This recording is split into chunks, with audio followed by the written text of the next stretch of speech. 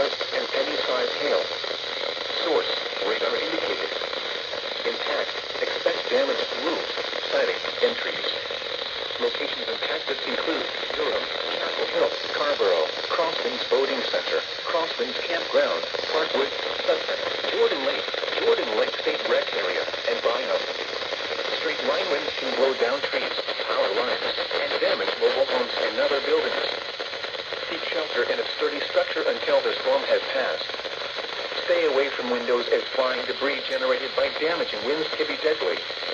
Frequent cloud-to-ground lightning are occurring with this storm. Move indoors immediately. Lightning is one of nature's leading killers. Remember, if you can hear thunder, you are close enough to be struck by lightning. Repeating, a severe thunderstorm warning has been issued until 8:30 p.m. for the following counties in North Carolina.